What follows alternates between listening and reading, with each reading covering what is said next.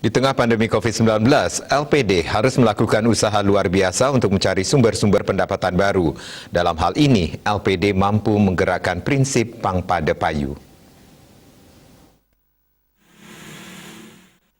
Kondisi ekonomi di tengah pandemi yang sedang dihadapi merupakan kondisi yang luar biasa atau extraordinary.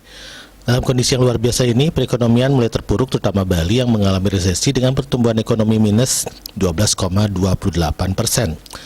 Tentu hal ini berpengaruh terhadap dunia usaha. Dunia usaha tidak bisa melakukan kewajibannya kepada dunia perbankan, misalnya di LPD. Dengan tidak mampu melaksanakan pembayaran kepada LPD, LPD akan terkuras likuiditasnya. Dengan demikian, LPD harus melakukan langkah-langkah yaitu mengadakan pembinaan kepada para nasabah dan peminjam dana agar mereka memahami bahwa sekarang merupakan kondisi luar biasa atau extraordinary. LPD dalam hal ini juga harus mencari sumber-sumber pendapatan yang baru, sehingga nantinya LPD bisa bernafas.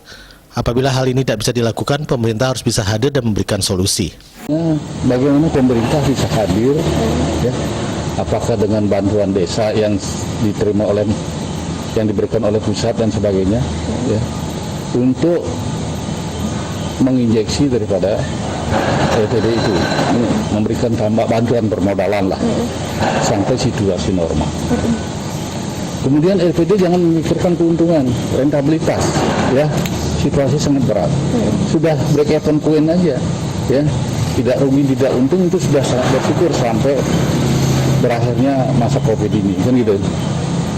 Jadi jangan berpikir tentang net interest income terus gitu ya. Jadi harus berpikir dengan pola-pola baru. LPD dalam hal ini jangan memikirkan keuntungan, namun harus mampu menggerakkan prinsip Pang Pada Payu. Masyarakat yang memiliki usaha yang sedang mengalami keterpurukan bisa berdaya kembali. Apabila sudah mampu berdaya, nantinya sinergi saling menguntungkan bisa terwujud. Eka Yana, Bali TV.